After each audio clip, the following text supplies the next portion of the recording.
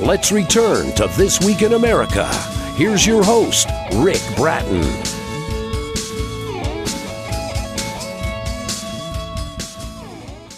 Welcome back, everybody, coast to coast. This Week in America.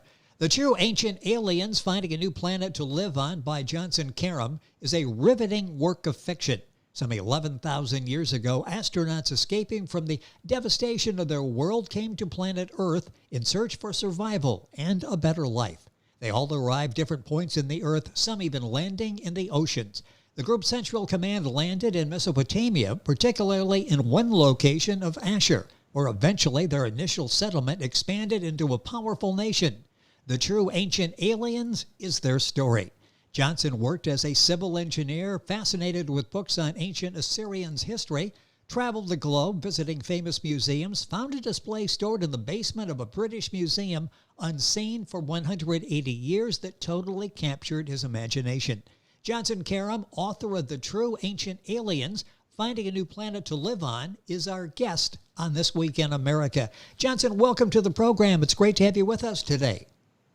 Thank you very much. I'm glad to be on your show, and I'd like to thank all to your listeners of this program. I really appreciate everything you're doing to me today. Thank you. My English is not as good, but I'll try my best. Well, you're doing well, and I'll slow my English down because I have a tendency to talk too fast, so we will enjoy the conversation. I love the world that you've created in The True Ancient Aliens. Let's talk about when you came to the United States and where you came from. Give us a little background. Where are you from originally? My name is Johnson Karam. I was born in land of Assur. Land of Assur is right now they call Iraq, which is Baghdad. Iraq is in the Middle East, which is independent country itself. I had 4 sisters and 1 brother. I was the youngest in the family. In 1959, I was graduated from high school. My parents decided to send me to U.S. to study. So I went to an American library to get some information about United States universities.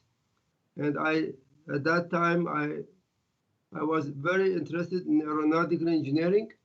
So I got all the information from the library.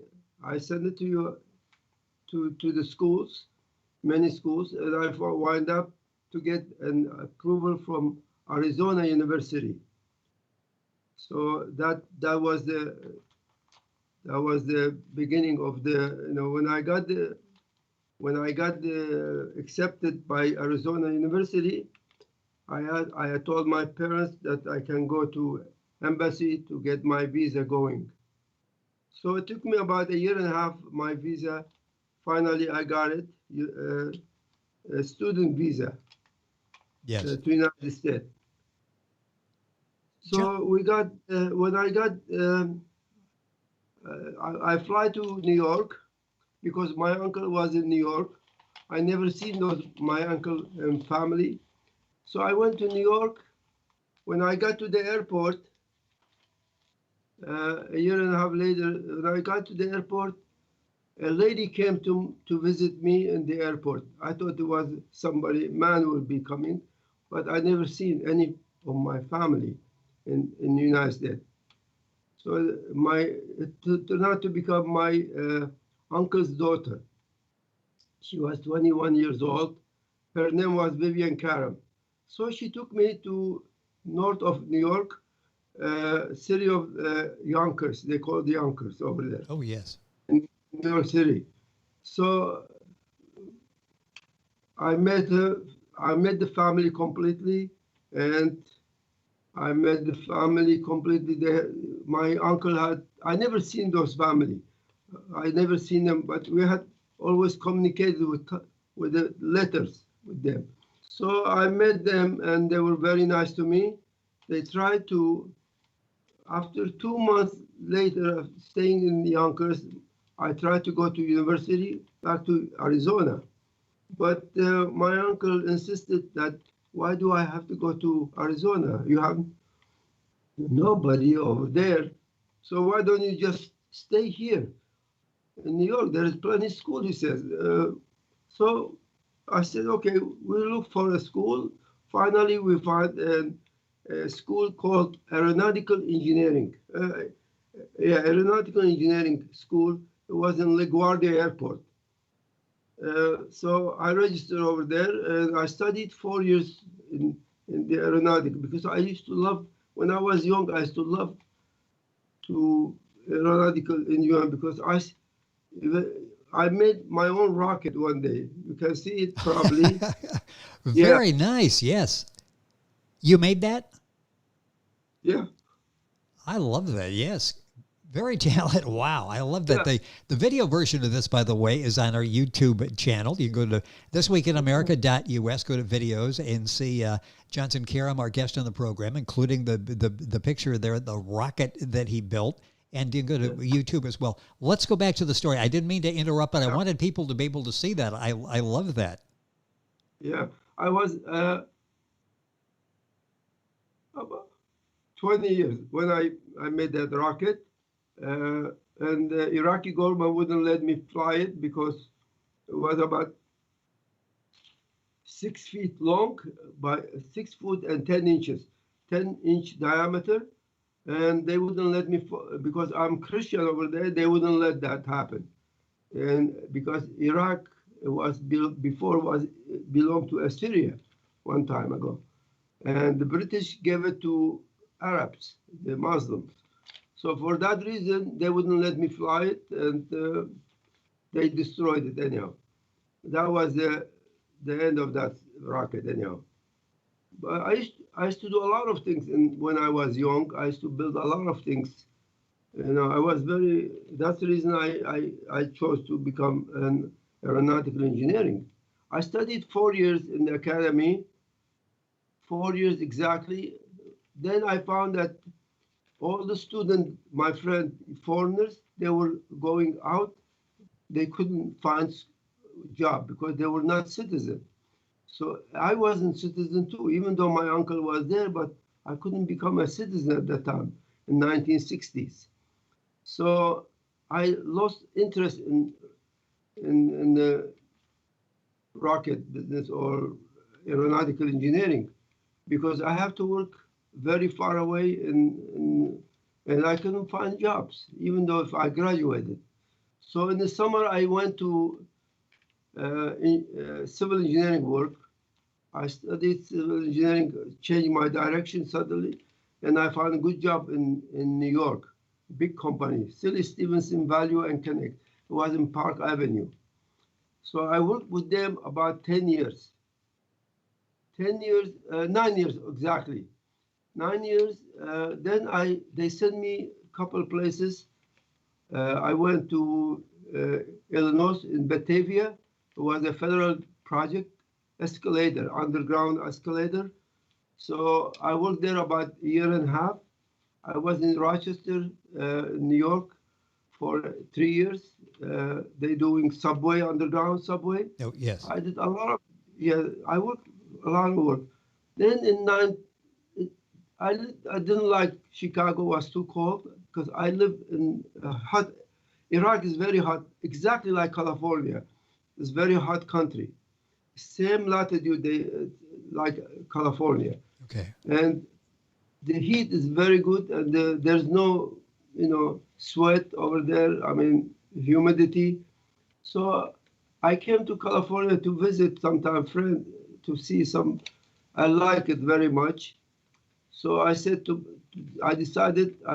my wife when I got married in 1960, after school, I told her that we need to go to California because that's the best place. I don't like rain, cold, and other things. Yes. I hate that.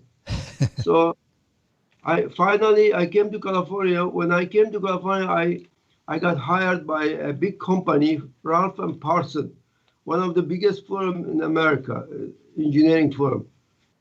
And this company had jobs all over the world. most of it in Saudi Arabia, Iran, Dubai, Qatar, those countries. And I speak the languages too. I speak 4 languages exactly right now. So when I got hired, 3 months later, they sent me to Iran. I had to go to Iran on copper mining, big project, $7 billion project. I stayed there. I was supposed to stay about 2 years, but the revolution happened in Iran. We had to leave. In 6-7 months later, we had to go, and because of the new government came, which is the religious government, which is now, you can see it now. Yes. Yeah, it was very bad. They forced us to leave the job or leave the country. So from there, I had to go to Israel because a lot of Jewish there was in Iran. They were leaving too. They had to leave. So from there, I went to Paris. And then when I got to Los Angeles, Parsons sent me to Saudi Arabia immediately. For 6 years, I was in Saudi Arabia. And I was in Dubai. And 1 year in Dubai and 6 years in Saudi Arabia. I had big projects. We did the airport project over there on 3 contracts I signed. So when I was in overseas, I had to. Every 6 months we had to leave the country. Saudi Arabia, you have to leave the country because it's very depressing over there. There's no movie, there's no entertaining. Everything is pray. This is the way the Muslims are. Yes. So I have no other choice to go to Europe. Every 6 months we had to go to Europe. So going to Europe, I found myself to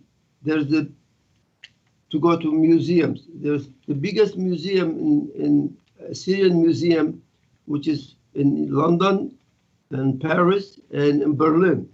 Those are the biggest museum of Assyrian museum right now. And one in Iraq. There is one in Iraq, one Turkey, and 3 in Europe, which is the biggest artifacts of Assyrian history are in Europe. So as a matter of fact, I was 2 years ago, I went to Assur library too. Anyhow, I went to London and came back 2 years ago. But when I was in Berlin, I noticed a tablet, which I can see. You can see them behind me. Yes, right over your shoulder. Yeah. Yep. This is a tablet, which is it's cataloged by they call it VA 243. This catalog shows that the solar system is different than ours now.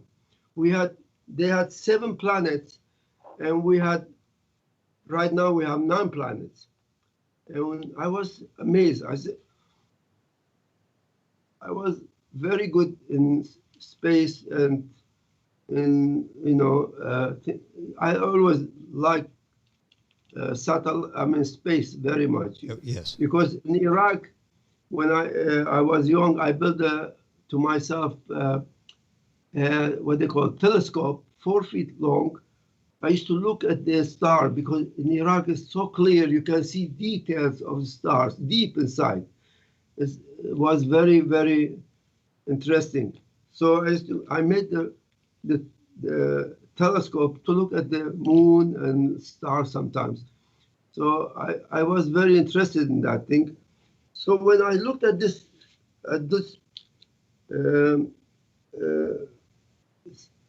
the world that was drawn by the Assyrian,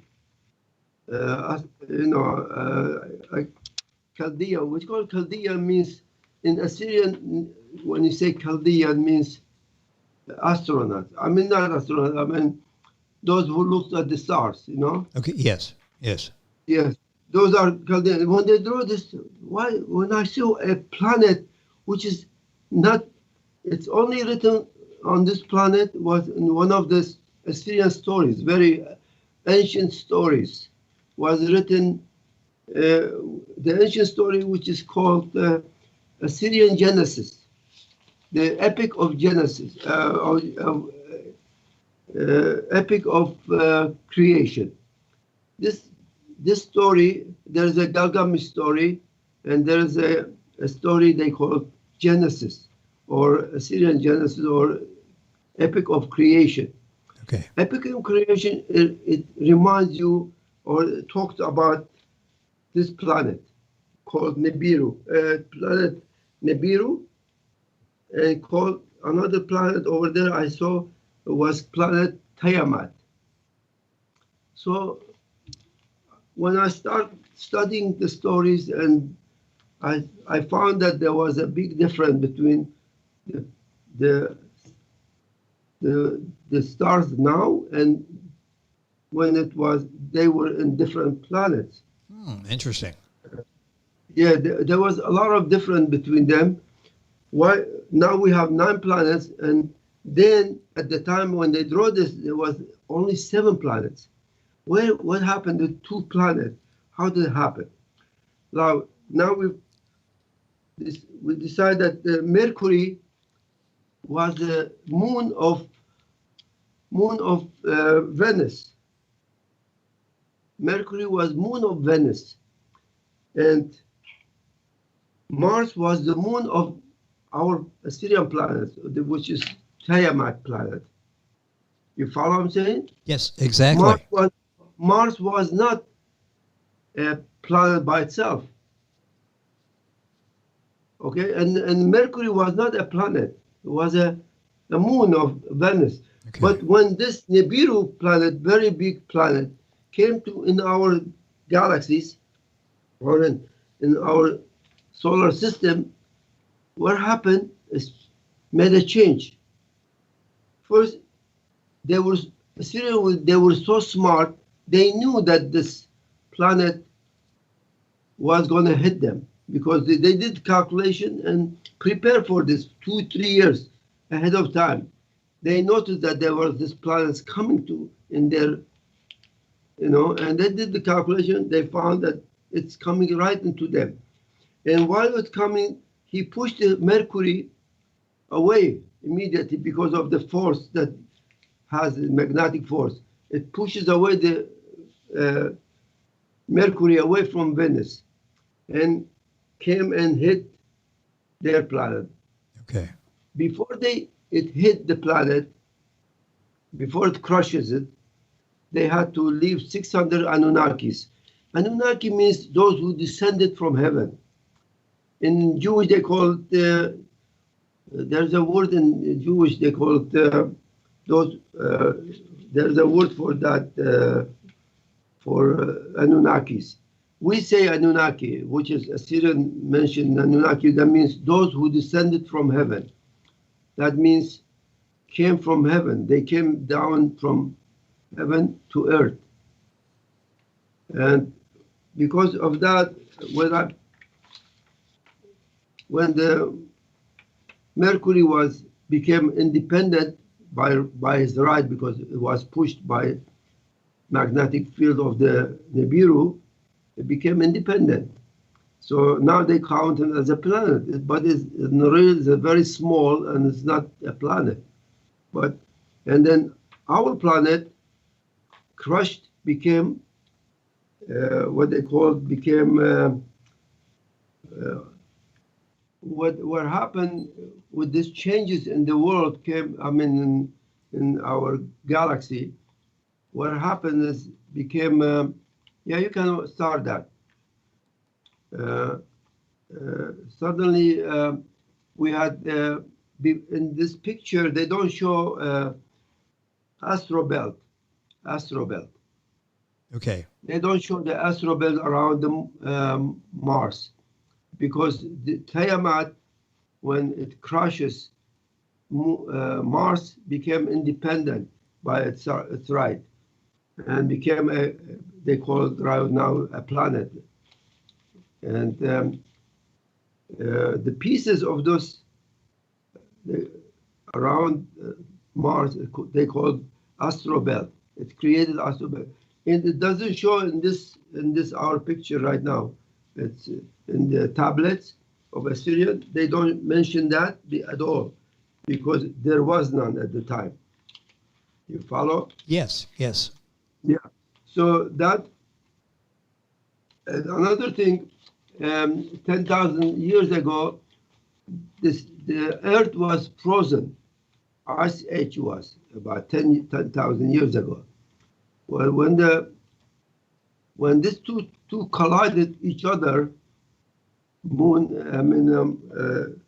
Nibiru with our planet, Assyrian planet, they crush each other, became millions of pieces. This way, some of the pieces of those planet, it fell on the Mars, some of them fell on the moon, and a lot of pieces fell on the earth. And the earth became a lot of fire at the time because of this big piece of pieces of planet fell on it and made a lot of fire in the forests and created heat in the Okay, yes. in the earth at the time, 10,000 years ago, and melted it heated the world ever since then. It heated it. But at 10,000 years ago, half of the Europe and half of America was frozen almost. So at the time when before this happened, Assyrian from planet Nibiru, they were prepared for this thing, and they were already sending rovers to Earth to make sure. Before they had an idea, they wanted to see if there was another planet can be living, and they can see Earth was green. They know that there was ocean there. They knew everything about it. So 300 of this Anunnaki was prepared, was trained to leave, to go, and because of this attack, this planet was coming to them. They knew that they were crushed. The king didn't want to go. He sent his own daughter and his son with the Anunnakis to come to this world. And they came in 6 months or 7 months, 8 months like that. They flew with the flying saucer. That I created that flying saucer because when an intelligent country they get in trouble, they knew they have the technology at the time. They could create these things and fly to the earth. They did fly, and they made it in 7, 8 months, and they landed in the area which is called right now Iraq, and they were safe. But most of the king didn't want to go. He stayed with the people of his own people, and him and his wife died. His daughter didn't want to go, but he forced her. He insisted he had to let the genius to fly her out to the airport and to the flying saucer, and they came back, and she had to leave. Anyhow, left. The parents died in there. But the Tiamat is no longer there, the planet. But Assyrian, they wrote these things very clearly in their story, that there was a collision. And if you read the stories, especially Genesis of Assyrian epic of creation, you can clearly see these things written very clearly. And yes. I decided to put these pictures. The name of the book because these people 7,000 years, they were most civilized people came to this world. They were the most civilized as far as I know. They had an empire. They took Egypt even. They went half of Turkey. It was there, Iran, Okay. Turkey, and they went all the way to Egypt. Egypt was conquered by Assyria. They took the Egypt too. But because they were so far away, their army stayed was almost 3,000 miles away, and they left the country alone without protection when the king went to Egypt. And that's what the 4 countries, Iran and other countries, Turkey, and they attack Iraq and Assyria, and they destroy Assyria. It's just in 604, Assyrian collapsed. Ever since then, they burned the capital with 7, 8 palaces there, and never came back after that. And this is the story that how did these people came from another planet to our planet, and that clearly shows exactly. As I always tell that no one or no English can even understand, or Europeans. They can write many stories about Assyria. They never write it right. For example, they always write Assyrian. They put the Assyrian picture, and they say Sumerian. Assyria was 3 countries. There were 3 cities: Akkad, Sumer, and Babylon.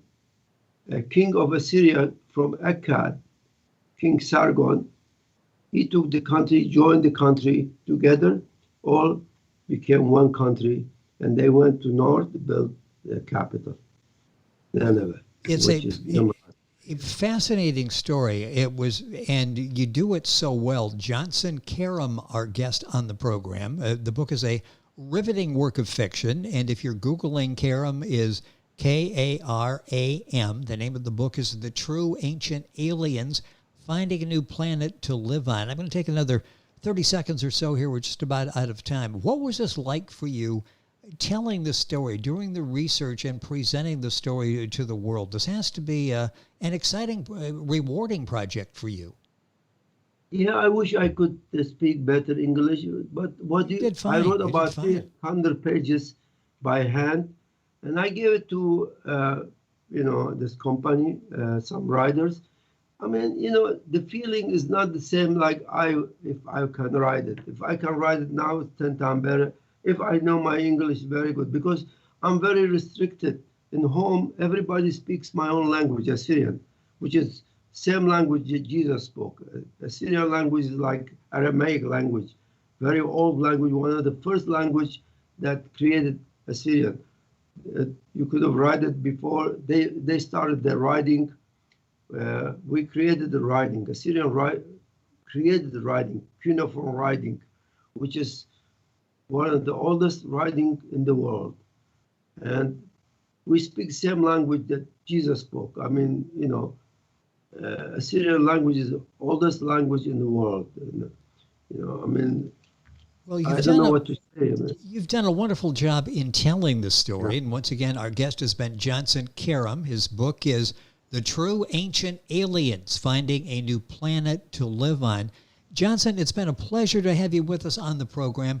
Thank you so much for sharing a fascinating life that you've lived, and the history. We feel like we know that region a little better over there because of you being on the program and explaining everything to us. Thank you so much for being with us on the program. Thank you very much. Thanks for all listeners. I really appreciate this program, and I hope they will enjoy it. And I did my best I can. Well, you did an excellent job, and I appreciate that. Once again, Johnson Karam. Thank you, sir.